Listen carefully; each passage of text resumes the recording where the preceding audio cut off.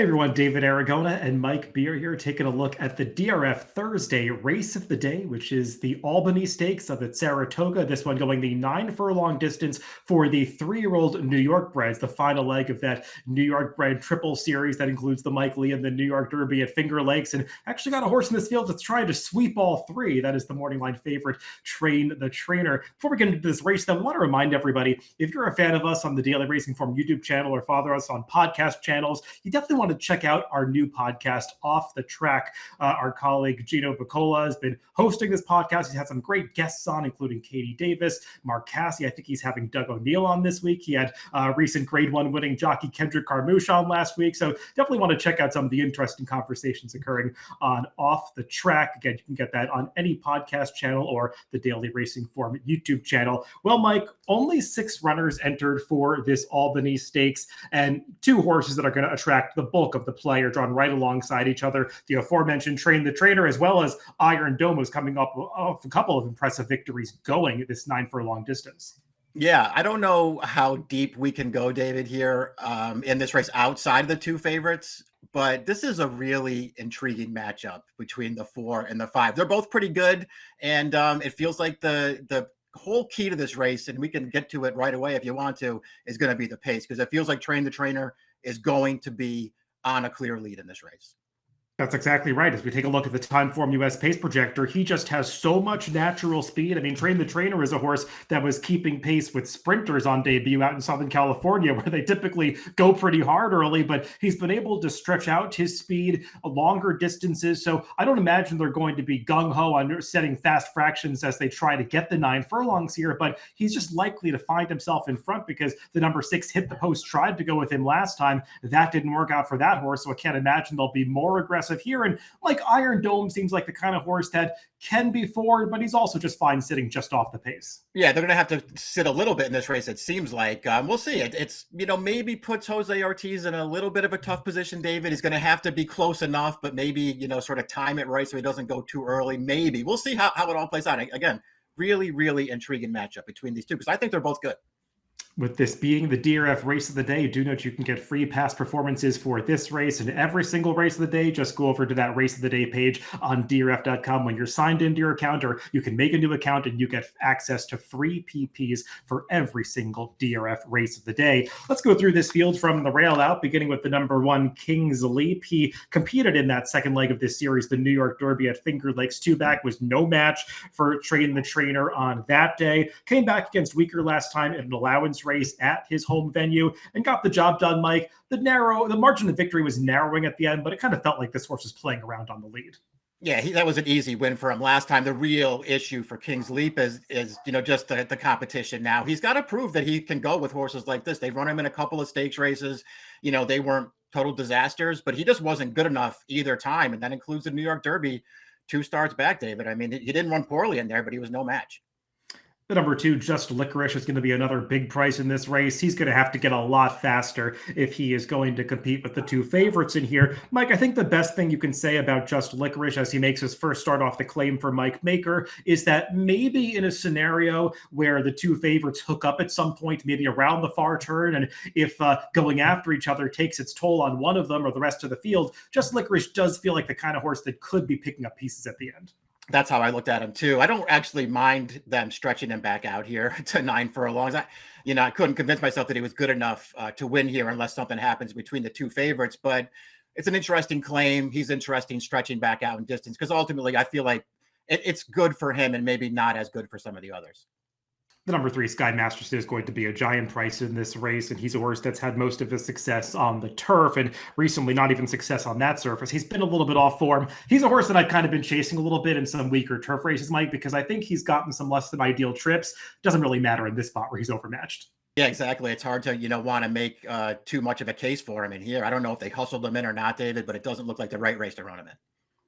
Let's talk about one of those likely favorites, the number 4 Iron Dome. And Mike, he's a horse that has clearly improved since they've stretched him out around 2 turns. We'll take a look at the most recent of those victories when he beat Allowance Company just 2 weeks ago at Saratoga. This was a first level New York bred allowance race, and he just finishes with so much power in these 2 turn races. It's clear watching the replays. He wants this distance, and really nobody else he was running against did, as they are just left in his dust in the late stages of this race. No surprise looking at his pedigree that he's improved going longer. He is the half brother to that New York bred veteran who's around for so many years, Mr. Buff. And we'll see if he can win a New York bred stakes like that older sibling did.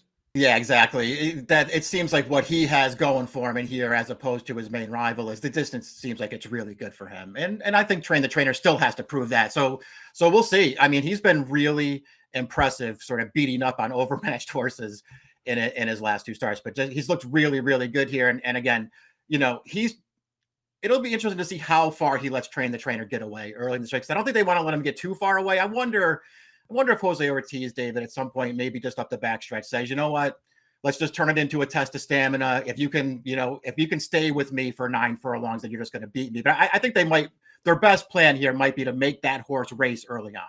It is interesting with the 2 brothers riding these main speed horses, Train the Trainer on the front end, Iron Dome going after at some point. I know sometimes bettors like to overanalyze those things, so it'll be interesting to see how they hook up. One thing we probably should discuss regarding Iron Dome, Mike, is the quick turnaround. He's coming back in 2 weeks. I was kind of wondering if they were going to run in this race, given the fact that he won that race so impressively 2 weeks ago. I found this stat for trainer Steve Asmussen.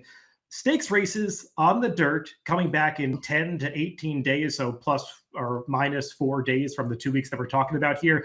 He's 2 for 56, just 4% with a 23-cent ROI. Now, I'm sure many of them didn't look quite as good as Iron Dome does, but it's a stat I think you at least want to be aware of at a short price. It's kind of amazing, actually, that's the stat. When you sent it over, I was kind of surprised to see it. Not only that he does so poorly with these horses, but it's actually a relatively big sample too, which I was a little surprised by. And it's even more surprising, David, when you look up Asmussen, because his record with stakes in stakes races on dirt at Saratoga is incredible. I mean, considering the level of competition, it's almost unbelievable to look up that stat. His performance in stakes races on dirt at Saratoga.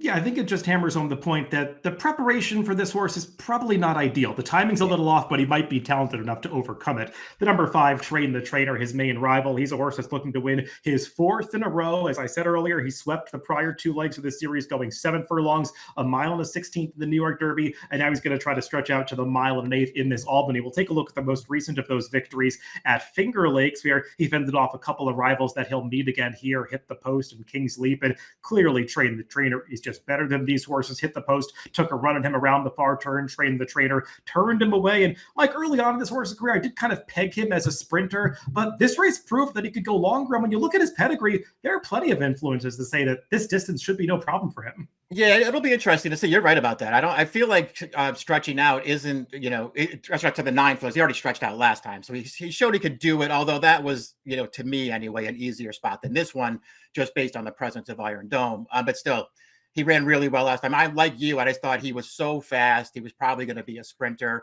and maybe that's not the case. I do think he's the horse to beat in here just because of his speed. But it's a much sterner test for him this time, I think. The number 6, Hit the Post, rounds out this field for trainer Melanie Giddings, who's had a couple of big summers at Saratoga the past few years. Her horses really seem to run well up here, and this one put in a big effort at Saratoga back in June when he broke his maiden in the slop, actually beating Iron Dome that day. And obviously, Iron Dome has improved with distance since then, and Hit the Post didn't seem to step forward with that at distance last time in the New York Derby. And Mike, this is a horse that ran so well on his debut last summer, kind of deceptively so, ran well off a layoff. I kind of wonder if he's the kind of horse that goes backwards after those big efforts. That's certainly something to consider.